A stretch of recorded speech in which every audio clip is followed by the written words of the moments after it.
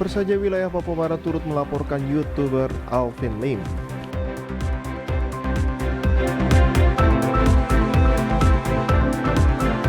Edaran kenaikan tarif ojek tidak ada rekomendasi dari Pemda Manokwari.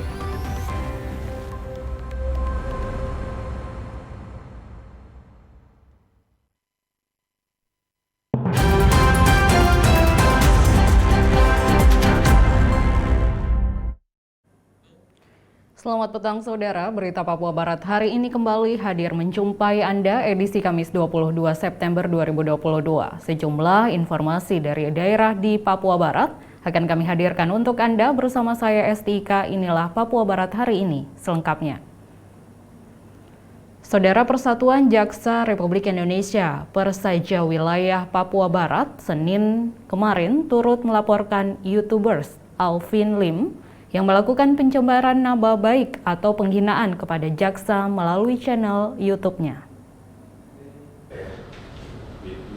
Rabu 21 September 2022 kemarin, Persatuan Jaksa Republik Indonesia Persija wilayah Papua Barat membuat laporan polisi ke Polda Papua Barat dengan nomor LP-224-Romawi 9-2022-Papua Barat SPKT dengan pelapor Rudi Hartawan Manurung selaku Ketua Persija Papua Barat.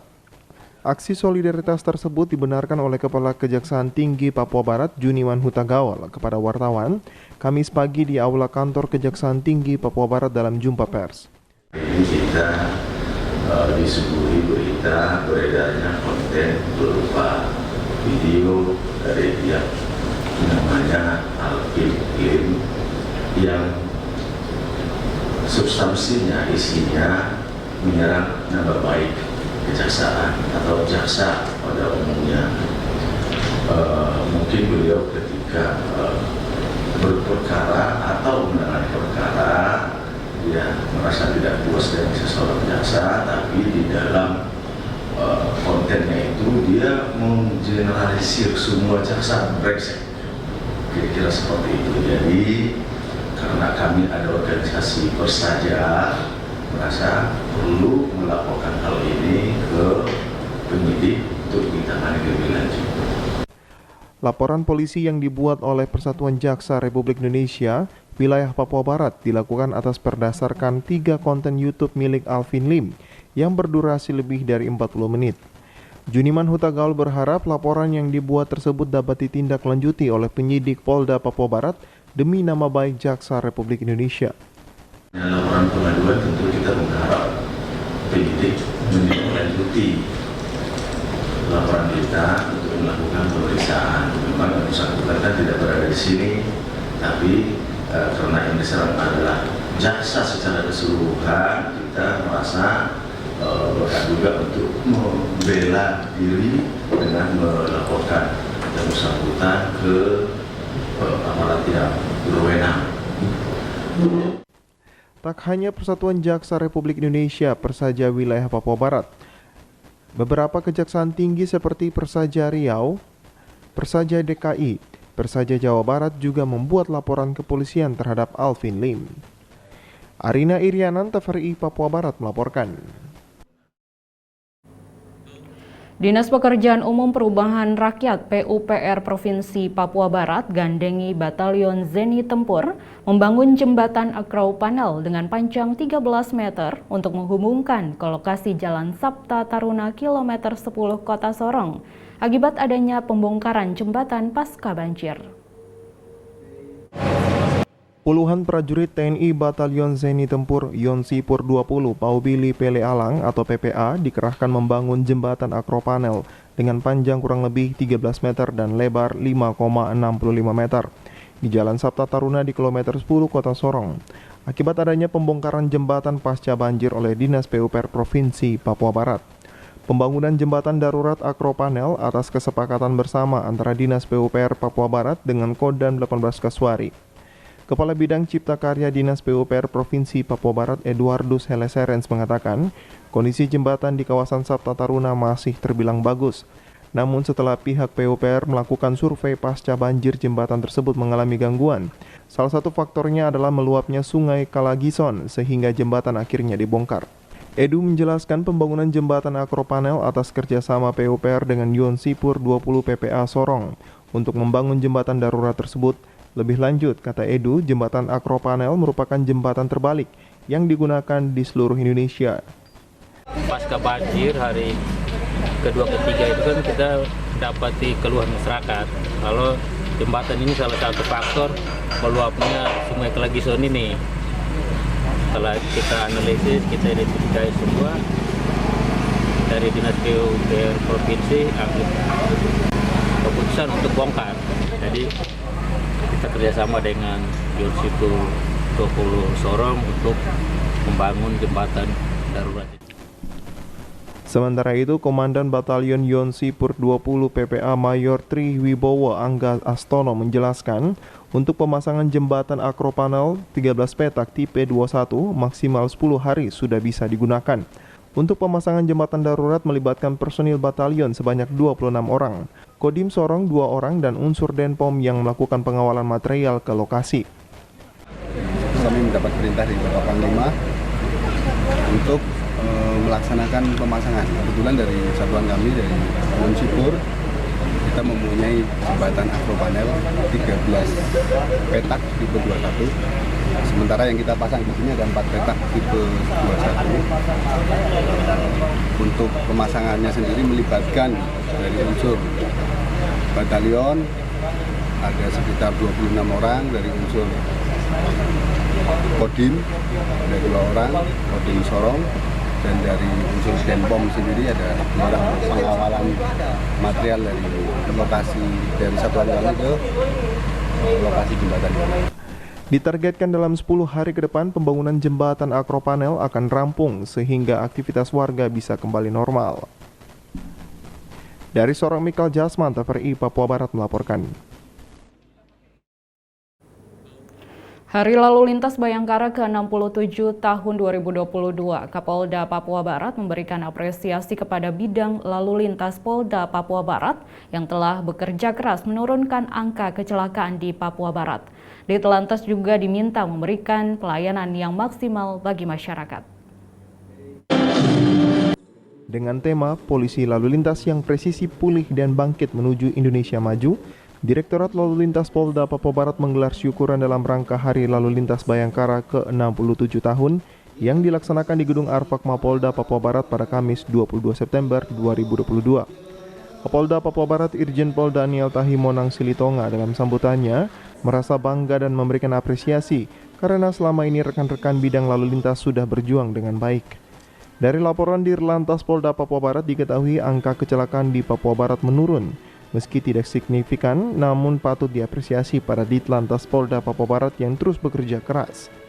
Semuanya saya apresiasi dan penghargaan yang setinggi-tingginya.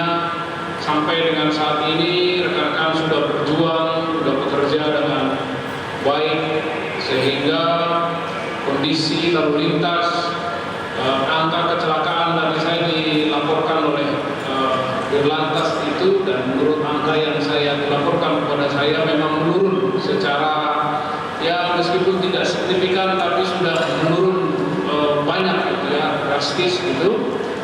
Oleh karena itu saya ucapkan terima kasih dan kita patut kita berikan apresiasi buat mereka, kita tepuk tangan buat lalu lintas.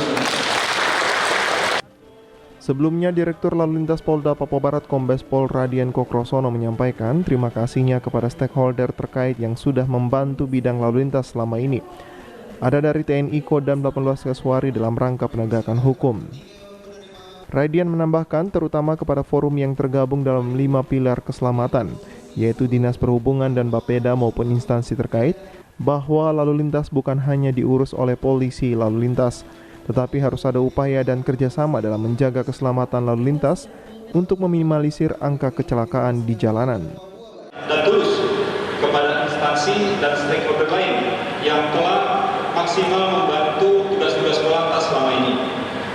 Ada dari TNI, dari Kodam Kaswari yang selalu sinergi dengan kita, terutama dalam penegakan hukum. Kemudian ada dari Pemprov, Pemkab, terutama yang tergabung dalam forum lalu lintas dan angkutan jalan. Ini 5 pilar keselamatan sering sampaikan kepada beliau-beliau bahwa lalu lintas ini tidak bisa diurus saja dengan dari Polantas. Lalu lintas ini tidak bisa hanya diurus oleh sosok polisi lalu lintas, karena ada 5 pilar yang menyangga keselamatan berlalu lintas. Acara lalu lintas Bayangkara ke-67 tahun, Kapolda Papua Barat memberikan plakat penghargaan kepada Satlantas Polres Manokwari Ibtu Suban Ohoimas, Satlantas Polres Fakfak, Persatuan Wartawan Indonesia Papua Barat dan Jasara Harja. Natalindo Kerewai TVRI Papua Barat melaporkan. Sebelumnya, Satuan Lalu Lintas Polres Teluk Wandama pada Selasa 21 September 2022 kemarin menggelar konvoi tertib berlalu lintas untuk menyambut hari ulang tahun Polisi Lalu Lintas atau Polantas ke-67.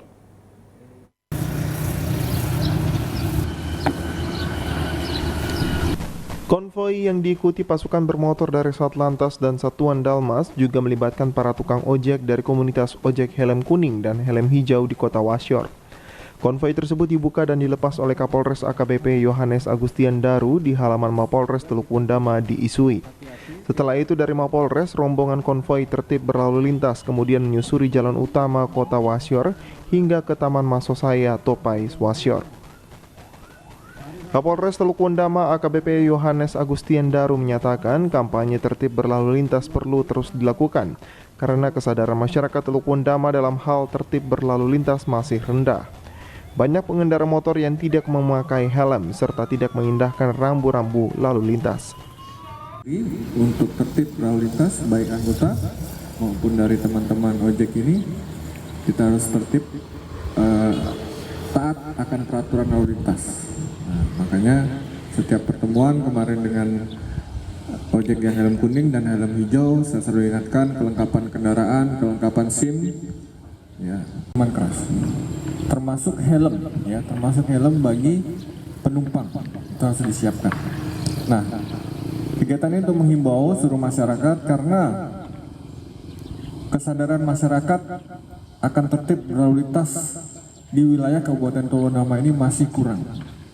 Ya, kalau kita melihat di jalan masih ada saja yang tidak menggunakan helm. Di samping itu, Kasat Lantas Polres Teluk Wandama, Ibtu Hani Salamena juga mengharapkan kepatuhan terhadap aturan berlalu lintas bisa menjadi gaya hidup bahkan budaya bagi masyarakat Teluk Wandama. Salamena mengatakan melalui tema lalu lintas tahun ini menjadi motivasi bagi segenap anggota Satlantas untuk memberikan pelayanan yang semakin baik kepada masyarakat Teluk Wandama. Ya, dalam rangka hari ulang tahun lalu lintas ke-67, kami dari Satuan Lalu Lintas Polres Teluk Wandama menghimbau kepada masyarakat semua, khususnya masyarakat atau warga masyarakat di Kabupaten Teluk Wandama agar meningkatkan budaya tertib berlalu lintas karena kecelakaan ada ketika adanya suatu pelanggaran. Dari Wasyor Teluk Wandama, Zek Adonara TVRI Papua Barat melaporkan. Informasi selanjutnya akan hadir setelah jeda berikut ini, tetaplah bersama kami.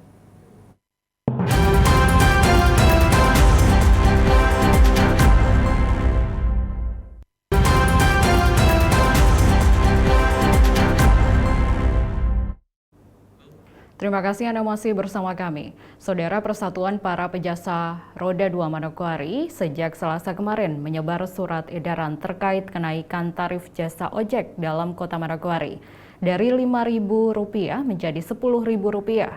Dan kenaikan tarif ojek tersebut diakui Kepala Dinas Perhubungan Kabupaten Manokwari, namun tarif tersebut belum ada putusan resmi dari Pemda. Kenaikan harga bahan bakar minyak sangat berpengaruh pada berbagai sektor, salah satunya kenaikan tarif jasa ojek di Kabupaten Manokwari, yang mana harga tarif jasa ojek dalam Kota Manokwari yang semula Rp5.000 naik menjadi Rp10.000. Sejak hari Selasa lalu, Persatuan Para Pejasa Ojek Roda 2 Manokwari mengeluarkan surat edaran terkait kenaikan tarif ojek dalam kota. Beredarnya surat edaran tersebut, Pelaksana Tugas Kepala Dinas Perhubungan Kabupaten Manokwari Yosef Mandacan kepada wartawan siang kemarin menyampaikan, surat yang diedarkan tersebut tidak ada koordinasi dengan pemerintah daerah, yakni Dinas Perhubungan. Menyangkut kenaikan tarif ojek telah dilakukan pertemuan dengan Persatuan Para Pejasa Roda 2. Bahkan kenaikan tarif akan dituangkan dalam peraturan Bupati yang sedang dalam proses. Surat edaran yang hampir di semua bahkan di media massa ini, kalau kita lihat di situ kan belum ada atau dibubuhi tanda tangan dari dinas terkait, dalam hal Dinas Perhubungan, Kadin Perhubungan atau bahkan Bupati. Kalau dari kami sih sebenarnya kami sudah lakukan pertemuan dengan mereka dari awal tadi, kenaikan BBM awal yang 1 bulan lalu, itu kami sudah ketemu dengan mereka dan di sana bersama dinas terkait, Perindako dan Pak Asdua, kami sudah lakukan peraturan Bupati, dan sementara sekarang masih di bagian hukum. Kita harapkan kami akan panggil juga pengurus ojek ini agar mereka bisa bersabar. Ya memang sih wajar karena BBM naik yang kedua ini memang melewati ini, dan kami pun ya kita harapkan ada pengertian dari mereka juga kepada pemerintah. Lebih lanjut dijelaskan, tarif ojek di Kabupaten Manokwari perlu ditetapkan dalam peraturan Bupati, sebab tarif ditetapkan sesuai dengan jarak tempuh. Untuk itu diharapkan tarif yang ditetapkan oleh Persatuan Para Pejasa Ojek Roda 2 perlu ada kesepakatan juga antara pengemudi ojek dan penumpang. Naiknya tarif ojek dari Rp5.000 menjadi Rp10.000, dikatakan Yosep Mandacan bahwa tarif tersebut jika dalam kota tidak sesuai dengan harga yang ditetapkan dalam peraturan Bupati. Melihat ke aturannya itu yang akan terbitnya tidak terlalu besar begitu. Kita lihat bukan jauh dekat 10.000 itu bahasa yang salah. Yang kita lihat per kilometernya. Jadi ada di Perbup ada tentukan titiknya. Nah, misalkan dari Sanggeng ke Wosi berapa. Nah, kemudian dari itu Sanggeng ke Amban sudah beda. Jadi bisa ditentukan atau disesuaikan dengan jarak tempuh. Jadi bukan jauh dekat 10.000. Sebagai pimpinan dinas teknis, Yosep Mandacan mengharapkan adanya koordinasi antara Persatuan Para Pejasa Roda 2 dengan pemerintah ketika melakukan hal yang berdampak kepada masyarakat. Arina Irianan, TVRI Papua Barat melaporkan. Saudara, pembentukan Dinas Pemadam Kebakaran belum bisa dilakukan karena proses perdasi sedang dibahas, sehingga membutuhkan waktu sekitar 2 tahun ketika dilakukan proses perubahan baru bisa diajukan Dinas Pemadam Kebakaran. Disposisi Papua Barat sebagai provinsi yang memiliki kasus kebakaran yang sangat tinggi dan terlebih khusus di Kabupaten Manokwari sebagai ibu kota provinsi Papua Barat, yang dimana dalam tahun 2022 terjadi beberapa bencana kebakaran. Melihat hal tersebut, penjabat Gubernur Papua Barat Paulus Waterpau saat memimpin apel gabungan menginstruksikan agar dinas terkait dapat melihat dan mengkaji sehingga membentuk Dinas Pemadam Kebakaran. Kepala Biro Organisasi Sekda Papua Barat Supriyatna Jalimun saat diwawancarai mengatakan, sesuai dengan telaan dari Biro Organisasi kepada penjabat Gubernur Papua Barat, bahwa sekarang proses pembahasan perdasi sedang berjalan, sehingga kalau sudah disahkan, tidak mungkin kita rubah untuk memasukkan Dinas Pemadam Kebakaran. yang jadi permasalahan ini kan kita sementara ini sedang menyusun raperdasi. Memang di dalam Permendagri 12/2020 itu bisa dibentuk Dinas Pemadam Kebakaran dan Penyelamatan, itu bisa dibentuk. Hanya kondisi yang ada ini kan kita sekarang sementara sedang raperdasi, membuat peraturan daerah yang baru sementara dibahas. Nah kalau itu sudah dibahas, disetujui, kan tidak mungkin perdasi itu jadi terus kita rubah lagi. Nah itu nanti Biro Hukum punya tulis kan ada masa berlakunya. Kalau perdasi itu berapa tahun baru dilakukan revisi, dilakukan perubahan. Nah itu masalahnya di situ. Kan kita tidak bisa begitu perdasi keluar terus langsung kita rubah. Nah itu jadi masalah.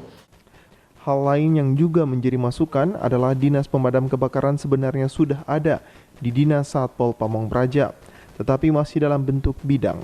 Dan dari tahun 2020 sebenarnya sudah bisa dibentuk, namun belum ada inisiatif dari Satpol sendiri dan juga anggaran, serta sarana-prasarana yang harus semuanya ada. Itu kan kita bentuk dinas kan sesuai dengan urusan yang diberikan, urusan kewenangan diberikan kepada daerah, kan ada 32 urusan. 32 urusan itu semua sudah terakomodir. 32 terakomodir, ada yang beberapa dinas yang kita gabung dari 32 urusan. Jadi semua sudah terakomodir. Macam damkar, sebenarnya sudah ada di Satpol. Ya, tapi dalam bentuk bidang. Nah, Pak Gubernur menginginkan supaya dalam bentuk dinas tersendiri. Itu dari tahun 2020 sebenarnya kan sudah dimungkinkan. Hanya kan inisiatifnya itu pertama dari Satpol sendiri, kedua menyangkut anggaran, karena kan kita bentuk OPD itu kan anggarannya kan harus anggaran belanja pegawai dengan belanja barang apa saja kan harus dihitung. Kalau mereka sanggup untuk anggarkan, tidak masalah. Sebelum pembentukan Dinas Pemadam Kebakaran di tingkat provinsi, alangkah baiknya di tingkat kabupaten lebih dulu dibentuk, sehingga tugas provinsi akan menyiapkan sumber daya manusia dan memetakan wilayah kebakaran di Papua Barat dan juga menyiapkan fasilitas pendukung Dinas Pemadam Kebakaran. Jimmy Tabisu, TVRI Papua Barat melaporkan. Saudara, informasi tadi sekaligus menutup jumpa kita pada Papua Barat hari ini edisi Kamis 22 September 2022. Mewakili seluruh kerabat kerja yang bertugas, saya STIK pamit undur diri dari hadapan Anda. Terima kasih atas kebersamaan Anda dan sampai jumpa.